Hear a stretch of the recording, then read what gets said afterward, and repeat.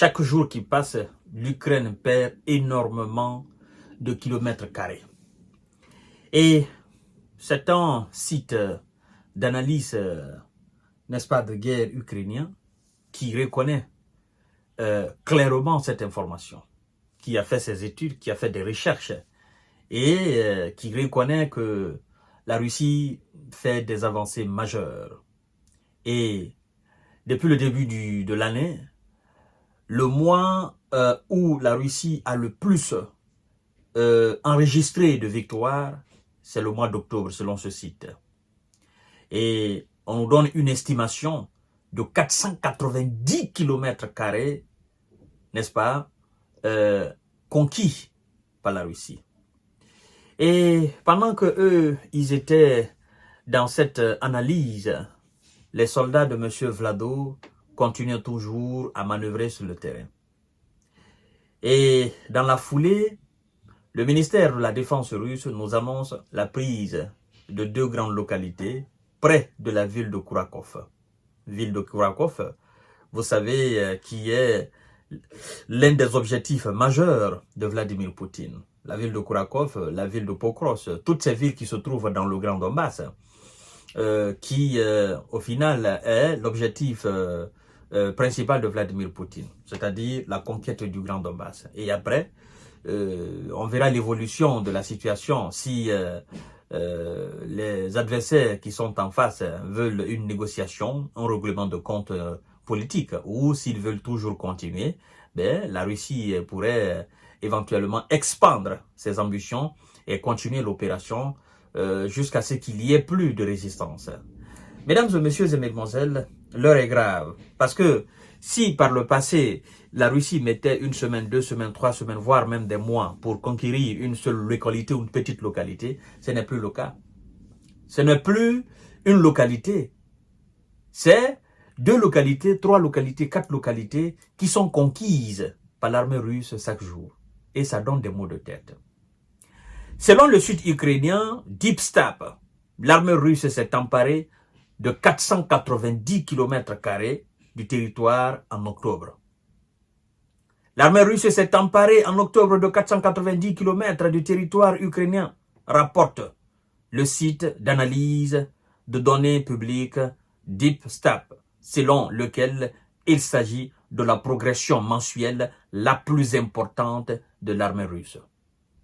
Bon, l'armée russe, une armée en lambeaux, une armée qui n'a que des chars soviétiques, une armée mal formée, mal équipée, une armée désorientée, désemparée, une armée vouée à l'échec.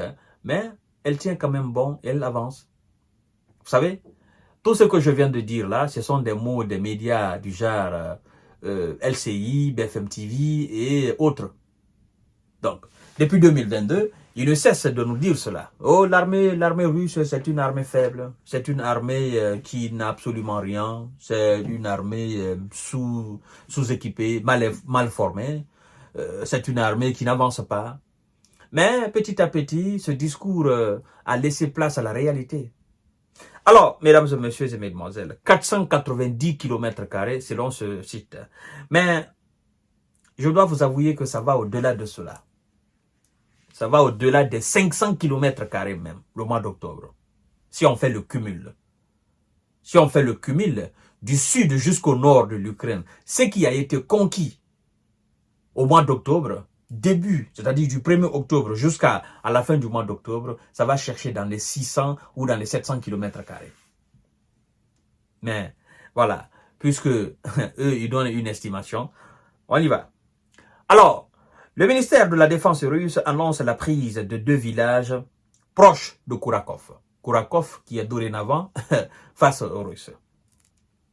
Le ministère de la Défense russe a annoncé effectivement la prise de 2 villages proches de la ville industrielle de Kourakov, point le plus actif du front dans l'oblast de Donetsk. Les forces engagées en Ukraine se sont, selon effectivement le ministère, se sont emparées d'Antonivka et de Maximivka. Voilà. 2 villages situés au sud de Kourakov et un au nord de Vuhledar. N'est-ce pas? Forteresse ukrainienne tombée au début du mois d'octobre. Donc, chers habitantes et chers habitants de Kourakov, commencez à plier bagages. Moi, je vous préviens déjà. Vous savez, ce qui était la forteresse, c'était la ville de Vuhledar. Ville de Vuhledar qui avait encore résisté aux différentes assauts russes. La ville est tombée et je ne vois pas comment Kourakov et Pokros vont résister. Sincèrement, je ne vois pas. Parce que la ville de Vuhledar, sa situation géographique l'offrait une défense infaillible. Mais malgré sa situation géographique, c'est-à-dire elle est située en hauteur, les Russes déterminés et engagés ont tout fait.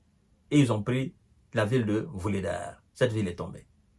Donc, je ne vois pas un état d'infériorité numérique du côté ukrainien et un état de supériorité numérique du côté russe avec les moyens du bord. Je ne vois pas comment les gars de M. Zelensky vont encore tenir ces positions-là.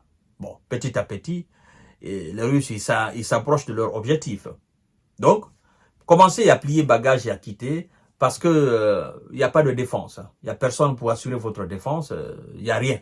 Les gars, ils vont encore battre en retraite. Ils diront, bon, nous avons laissé cette position. C'est une position vraiment fragilisée. Et nous allons aller reprendre des positions beaucoup plus solides. Comme si, dans leur propre pays, il y a des positions fragiles, il y a des positions solides. Chaque centimètre carré est censé être défendu par l'armée. Il n'y a pas de position faible, il n'y a pas de position forte. Si vous êtes chassé d'une position, c'est qu'en réalité, vous n'avez pas pu tenir cette position-là. C'est tout. Donc, mesdames et messieurs, je vous reviens tout à l'heure pour notre série d'informations et de décortiquage. C'est encore une nouvelle victoire de la Russie de Vladimir Poutine face aux alliés occidentaux et complètement dépourvus de toute force. Partagez la vidéo dans tous les groupes possibles. Merci beaucoup.